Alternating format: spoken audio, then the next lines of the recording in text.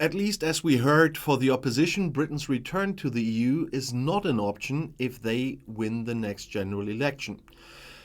A good 3 years after leaving the EU customs union and the internal market, Great Britain is starting to control food imports from the community of states. As you know, you heard this week already. And this means that there are new hurdles for EU exporters when doing business with Great Britain. And Marc from the federally owned company Germany Trade and Invest in London said this as well to the German press agency. Live animals, meat and meat products, fresh milk and its products and eggs are particularly affected. In all three categories, the EU is a central supplier and Germany is an important supplier country, said Lehnsfeld. Great Britain left the EU at the end of January 2020, and after a transition phase, the country has no longer been a member of the EU customs union and the internal market since the beginning of 2021. Since then, the EU has also controlled imports from Great Britain.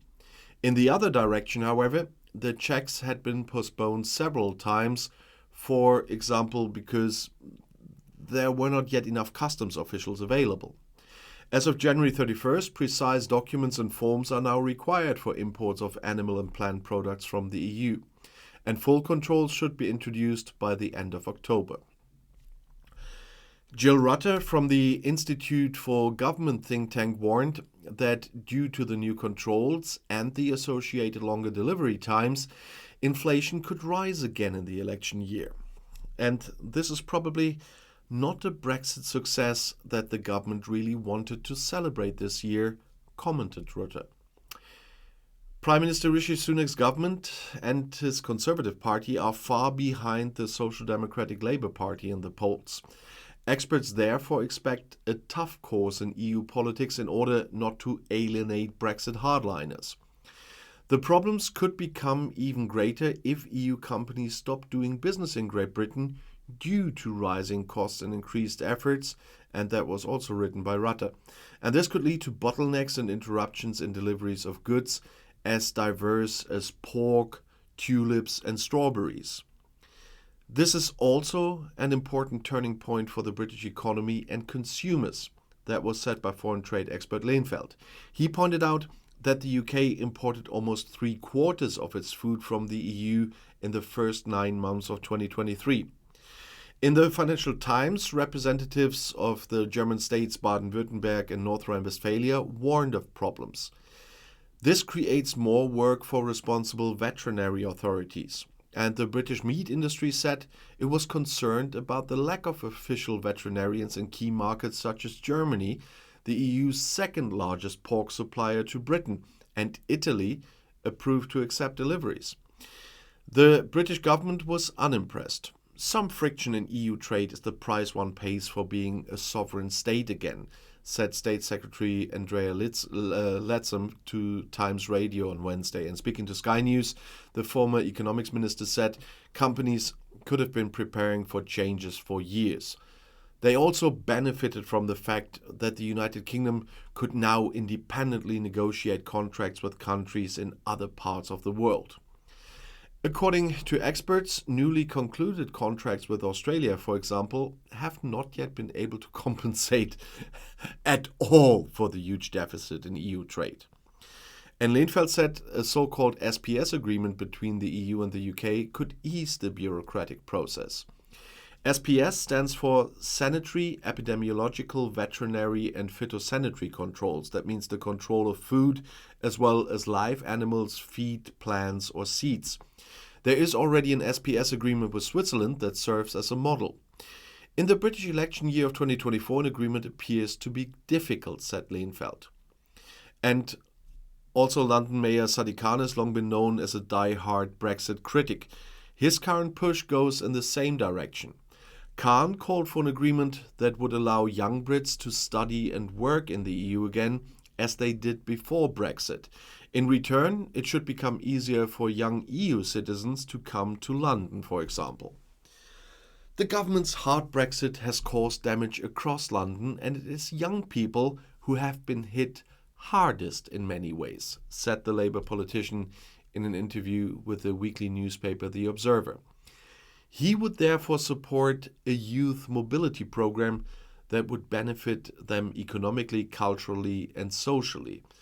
Even if the United Kingdom is no longer part of the EU, London is and remains a European city. I talked about this a week ago already. And Khan has spoken out several times in the past in favor of considering rejoining the EU internal market and the customs union. But he doesn't understand how it works, unfortunately. Labour Foreign Minister designate David Lammy has also spoken of closer cooperation with the EU, which he would strive for in the event of a Labour victory in the general election, which must be held in January 2025 at the latest. Labour has apparently been unassailably ahead of the Tories in all surveys for months. But is the country's rapprochement with the EU, or even the British joining the EU again, within reach? The majority of the population would support a Labour government, but not that. In a recent survey, only 22% of respondents said Brexit had been good for the country. And current Labour leader Keir Starmer campaigned for remaining in the EU in the run-up to the 2016 EU referendum. And before the 2019 elections, as shadow Brexit minister under left-wing party leader Jeremy Corbyn, he spoke out in favor of a second EU referendum. Today, however, Starmer wants nothing more to do with it. He categorically rules out rejoining the European internal market, the customs union, or even the whole EU.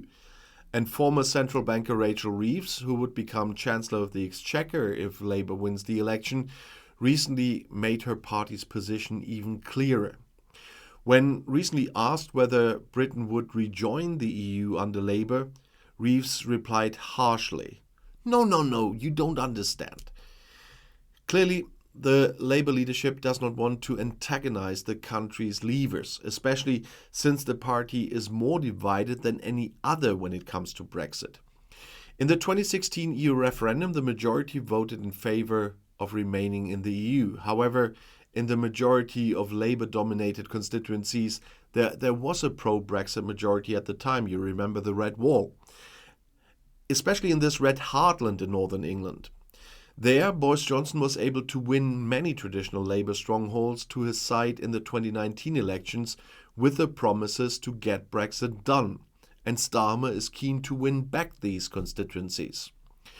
When asked by activists why Labour was not taking a bolder stance on Brexit, Shadow Chancellor Reeves explained that supporters and opponents of leaving the EU still identify with their decision in the EU referendum. It would be correspondingly dangerous to touch this social divide. In any case, the attitude of many Labour politicians towards the EU has always been more ambivalent than the binary yes-no question of 2016 suggested. In the past, many leading figures were rather skeptical about Brussels. And Rachel Reeves admitted in 2018 that Brexit supporters were not entirely wrong in their arguments. British governments have been committed to liberal market globalization for 4 decades, as Reeves wrote. The cross-border flow of capital, goods, information, people and services has led to a dramatic increase in living standards around the world.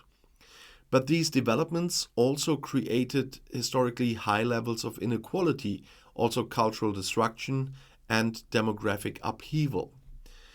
And so Keir Starmer, with his cautious position towards the European internal market and the EU, is not that far removed from his party's traditional positions. Nevertheless, a future Labour government could be forced to seek a closer relationship with the EU. However, this is primarily for pragmatic considerations. However, in the words of The Economist, associated political restrictions would not be sold as achievements of a European project. They would be the price that one would have to pay reluctantly and without much fanfare for better living conditions, as they put it. By the way, living conditions. Boris Johnson's UK administration spent £7,897 on alcohol for the party to mark Britain's exit from the European Union. Freedom of information documents obtained by the Daily Mirror newspaper show that the government spent the sum on wine for the event held on January 31st in 2020, marking the moment the UK left the Union at 11 p.m. that night. And the Mirror reports that guests at number 10 Downing Street for the Brexit Day party guzzled 117 bottles of the Gasborne Blanc de Blanc 2014 sparkling wine, which is sold for around £65 per bottle. And the wine company's website describes the beverage as a complex wine with attractive mineral notes and a long rounded finish. Guests also consumed 10 bottles of white wine from a vineyard in Kent, along with 11 bottles of a red wine from an EU nation, the Italian Valpolicella 2017. All of the wine came from the taxpayer-funded government wine cellar, and a government statement to the Mirror said, "The government wine cellar generate revenues to ensure minimal cost to the taxpayer." Yeah, but at least those people were having a fun night, and a lot of British are not having a lot of fun nights since then. But if you want to know more, the next video is right here in the end screen. I'll see you there. I'll be back.